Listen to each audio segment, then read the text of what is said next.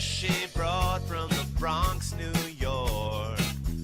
Follow her voice, a straight dog is nice. She's a pushy broad from the Bronx, oh yeah. Don't be surprised if you wanna listen twice. Make decisions, find the right choice. Know yourself better, find your own voice. It's okay if you need help today, cause everybody needs a little push. From the Pushy Broad from the Bronx, New York.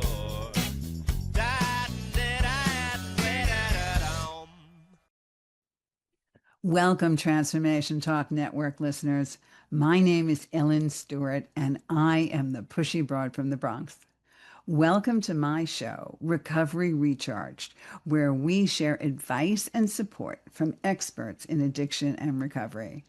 And today we have a special episode of Straight Talk. I will be talking to you about something that is on the lips of every parent and every child and every adult human being that goes out to a bar and has a couple of drinks or decides they want to get high. When should I stop? How much is too much? Do I have a problem? Do I have to walk on a balance beam just to make sure that I don't fall off in the direction of addictive behavior? So we're going to talk about navigating the fine line between good and dangerous behaviors, because today's topic is alcohol and drugs. How much is too much? Let's dive deep into the understanding between social use, abuse, and full-blown addiction. Where do you think you stand? I'm going to make this a call-in show today, so if you have questions, I want you to reach out. They're going to be completely anonymous. They'll go to our producer, and it'll get to me through our producers as well. You don't have to say your name. You just ask a question, and you will get it answered on the air. So I want you to call 800-930-2819 if you have a question and you want to know whether or not you're doing too many addictive substances.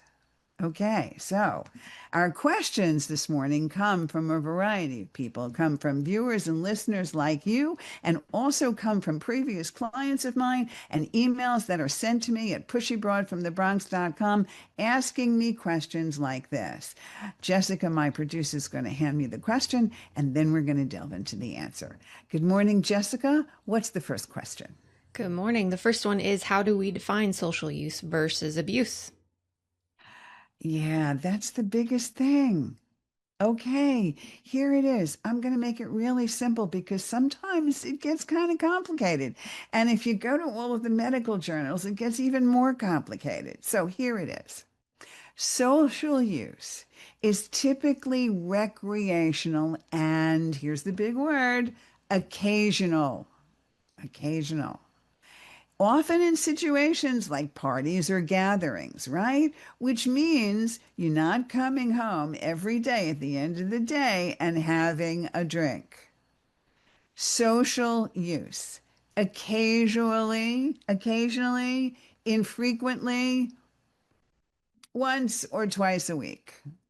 Okay? And it also is defined by quantity. Recreational use usually means that you do not consume more than 2, maximum 3 drinks in one recreational sitting. If you are doing more than that, then you may have an abuse problem. Abuse, on the other hand, happens when substances start interfering with your daily life and your relationships and your responsibilities. Because if you drink at night and you wake up in the morning and you don't feel like doing a thing, that interferes with your daily life. If you wake up in the morning and you're drinking and you wake up with a big hangover, or your stomach is just grumbling and awful and you really can't move to do the things you need to do, then you have overdone it, and that's abuse of mood-altering substance. Or you have taken one too many gummies, or you have taken one too many pills, or you are doing stuff that does not allow you to function You have an abuse situation on your hand. Addiction means that not only are you abusing substances, but you do not know how to comfortably stop. You don't know how to stop. It's constant. You wake up in the morning thinking about alcohol. You do all of the things that you need to find a mood altering substance. Okay? So I hope that helps a little bit. Jessica, question number 2. Yeah, so this is kind of a follow-up to what you just said. So how do you know really then if you're, the difference between like the abuse, the social, and because you can abuse something without being addicted to it, correct? And you kind of just touched on that. Yes, well, that's a good question. Yes, you can abuse something without being addicted to it. However, all of the doctors that I've had on the show, including genetic experts, tell us that the more you abuse it, the greater chance you have of becoming addicted to it. Okay, let me say that again. The more you abuse a mood altering substance, the greater chance you have of becoming addicted to it because the stages are social, abusing, and then addiction, which means you could easily go into the I'm doing it so much, now I need to do it stage. Is that reasonable, Jessica? Is that understandable for everybody out there? Can I ask a follow-up question? Yes, go right for it. I want to hear it. So then would you say that like because maybe it becomes a habit, right? So like morning coffee is a substance, right? And it becomes a habit for somebody. And so let's say having a drink after work becomes a habit. And then what we're saying is that habit then becomes an addiction because it's just part of your lifestyle. Yes, basically, addictions are habits. Okay. They're habits that are extremely difficult to break, like smoking, like overeating, like gambling, like overspending. They're compulsive habits that are extremely difficult to break. In this world, there are good habits and there are negative habits. There are positive habits like getting up in the morning and making it habitual to brush your teeth and go into the shower. And there are negative habits like drinking every single day a bottle of wine or a six-pack of beer.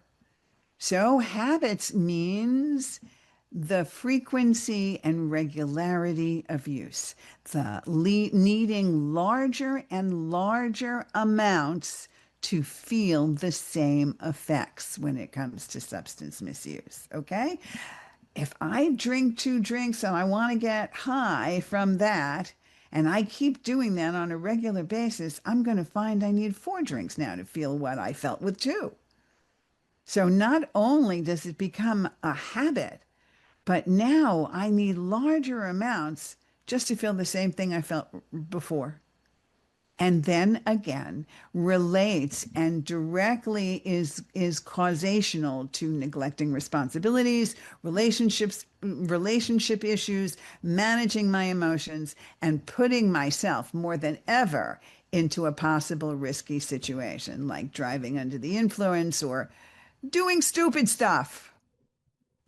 Jessica, what else have you got for me?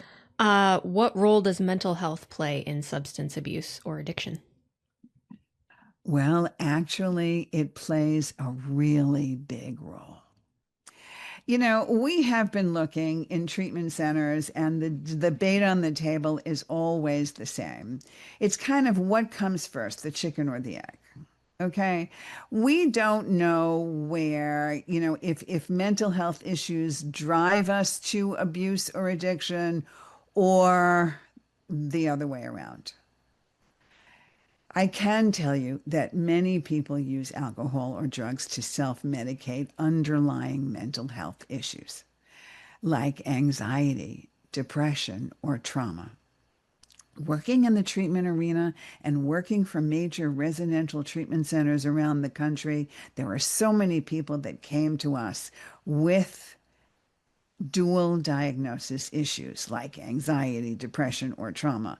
And in order to deal with that, they would try to self-medicate Or they would have medication under doctors' prescriptions that they would over medicate, like using Adderall for ADHD in an overly abundant way, taking more than the recommended dosage. The same thing with mood substances, mood altering substances like Zoloft or anxiety meds, or very common, we saw people that suffered physical injuries, right? Bad back or broke their leg and then went on Oxycontin or on a Percocet in order to get rid of the pain and then liked the way they felt on the drug and then continued. So there are many factors, many factors that begin to cause abuse and addiction. Certainly, we have never found a situation where there wasn't some psychological reason for abusing this kind of substance. What else have you got? Are there specific types of substances or levels of consumption that are inherently abusive? Heroin is inherently abusive. I really don't know anyone that has dabbled in heroin and not gotten addicted to heroin. I can also tell you that there are many more addictive and harmful drugs like opioids or methamphetamines, and sustained heavy consumption is inherently abusive and addiction. Just like, and I know I'm going to get calls for this, and that's okay because I've experienced myself, binge drinking or daily use of marijuana. Okay? I have no problem with marijuana legalization. I really don't. I understand that. My life was being a pothead. I get it. I still know I can't even walk into a legal marijuana store without wanting to do it myself. And that's the thing. If you have an addictive brain and you have the propensity to overdo something, or you're going to like something and you want to keep doing it, you're going to do it whether it's legal or not. And that's the thing. Having alcohol available to the world or not, having marijuana available to the world or not, is not going to stop an addict from wanting to do drugs. What's going to stop an addict from wanting to do drugs or stop drinking is to understand that they're powerless over this substance, and as a result, their life has become unmanageable. Because everybody else can do it and not really care about it.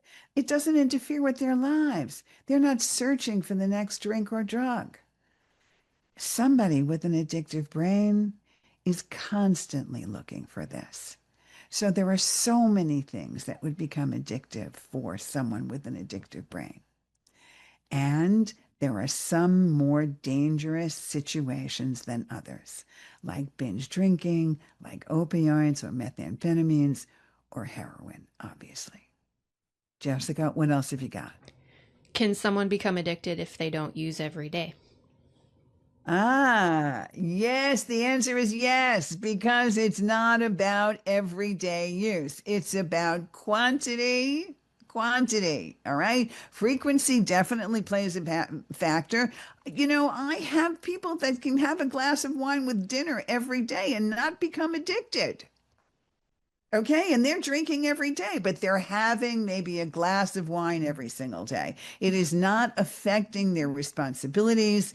And I know, I hear you out there. I hear you out there, because the term that I abhor more than anything else is functioning alcoholic. I'm a functioning addict. I'm a functioning alcoholic. That's an oxymoron. That's just simply untrue.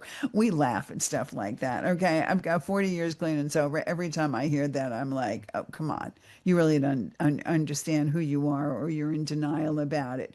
I'm telling you now, you can have one drink a night, whatever. According to the American Society of Addiction Medicine, it's 7 drinks a week for a woman, 9 drinks a week for a man, no more than that. I still think that's too much, but nevertheless, the whole idea is that if you are preoccupied with it, if you wake up in the morning thinking, I can't wait for that 5 o'clock drink, if at the end of the day you say, I have to end my night with something just to calm me down or to escape from the world, then you have an abuse problem. You're using a mood altering substance to cope with your reality. You want to relax, you want to chill, you want to go to a concert, you want to hear some good music, you want to hang out in a bar and have some nice intellectual conversation. You want to be able to remain coherent to the point where you can function.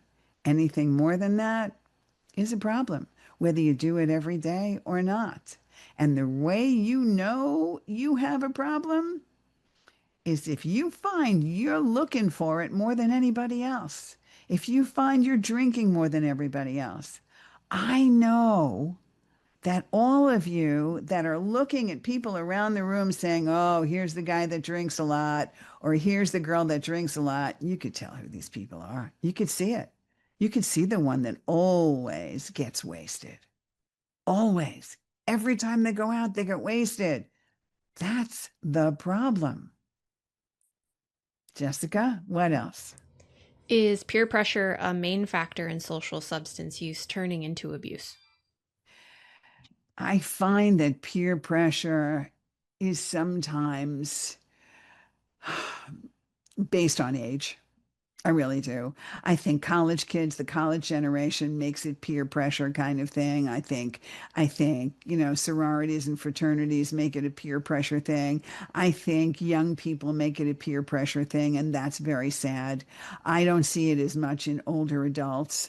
What I see in older adults, and I mean older adults in their late 20s, 30s, 40s, is they don't want to look like the only one in the room that isn't drinking.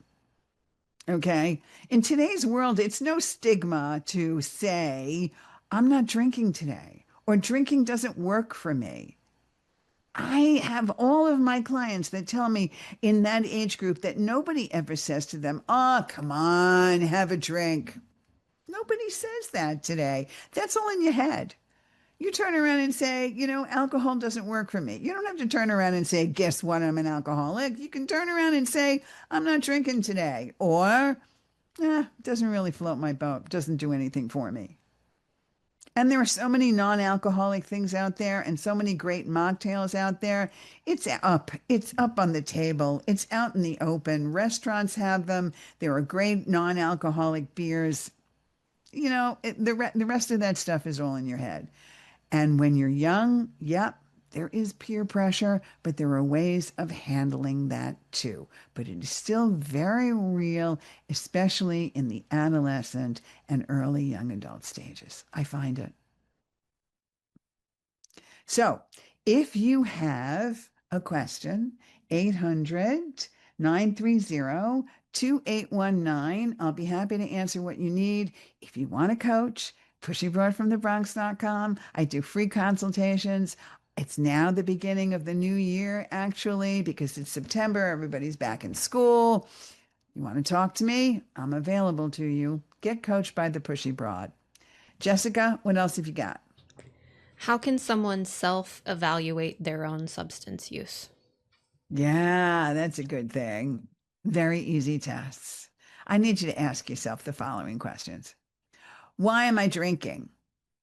Okay. And I know you want to have a drink or two, or you want to smoke a joint. That's okay. I want to have fun, whatever. But why am I having the second drink? Why am I having the third drink? Why am I having the fourth drink? Why am I smoking a whole bowl when a couple of tokes will do? Why am I going overboard? Do I feel like I can't function in social situations? So many of my young people turn around to me and say, I have socialized anxiety. That's the number one thing I hear in my 18-year-olds and my 25-year-olds and my 35-year-olds. Socialized anxiety is the number one thing I see when it comes to, I just want to smoke a little bit or drink a little bit to feel a little bit more comfortable. That tells me that you're going to have a problem with substance use because you're using it to be more comfortable with yourself. You have to ask yourself, can I go out and have a nice evening and feel fine without picking up a drink or a drug? That's a big way. Can I be sober for the evening? Do I feel uncomfortable in my own skin? Do I feel like I can't talk to people? Do I feel like I'm being left out? Do I feel like I can't have a good time? There are some things you need to ask yourself. And the next day, does what I did last night interfere with my work, my relationships, my health? And most importantly, do I have friends or loved ones that have expressed concern? They turn around and say, hey, man, I think you're drinking too much. Or, slow down, girl, you've had enough of those. Those are the things you need to be looking at. And if you hear those things, I want you to be aware this time. That's the first step to doing anything. Awareness. What am I doing? And most importantly, why am I doing it? Jessica, what else have you got? What are some of the myths about social use versus abuse? I hear all the time, I want to be normal. Why do I have to have this problem? I want to be normal. What's normal? Normal is a person that has a peanut allergy. Normal is a person that maybe has type 2 diabetes and can't have sugar. Normal is a person that maybe is allergic to tomatoes and can't have tomatoes. So maybe you're allergic to alcohol and you're still normal. Because if that is making you go overboard, because everybody else may be able to have one or two drinks and you can't, it doesn't mean you're not normal. Other people say to me, if I am isolating and I'm drinking on my own, then it's not abuse. Yes, it is. Most of the people I know that have abuse of alcohol or are addicted to alcohol or drugs isolate and do that because they're ashamed of how much they're consuming. Abuse happens when substances negatively impact your life, regardless of how normal they seem. So if this isn't working for you, then you're going to have to discover a new normal or lose the definition entirely. The other thing is this. I always tell my clients what other people think of you is none of your business. In the same token, stop comparing yourself with the rest of the world or what the world thinks is normal. Normal is what you need to do for you to make yourself healthy and well. Jessica, what else have you got? I've got time for one more. Some of the long-term risks of substance abuse versus addiction. It is part of addiction. Absolutely. Abuse can lead to addiction. Abuse can also damage your physical health. It can cause accidents. It could break up relationships. It can lead to legal consequences. Addiction worsens risks while maybe trapping someone else in a cycle of terrible situations that they have to help you out of. We're talking about addiction where it could be a cycle of intense cravings, withdrawal, loss of control, and maybe even more serious, because addiction in some instances, in some situations, can easily cause fatalities. I want you to understand that you have to constantly question yourself and how much is too much. And you have to constantly say to yourself, what I'm doing is good for me, and it doesn't matter what anybody else says. But I am going to make sure that I can function mind, body, and spirit. This is the Pushy Broad from the Bronx. Go to my website, pushybroadfromthebronx.com. Make a consultation with me. This is the perfect time of year to get your life in order. Take care of yourself. I'll be watching you. See you next time. This is Ellen Stewart, the Pushy Broad from the Bronx, saying thanks for listening. And remember, everybody needs a little push. From the Pushy Broad from the Bronx, New York.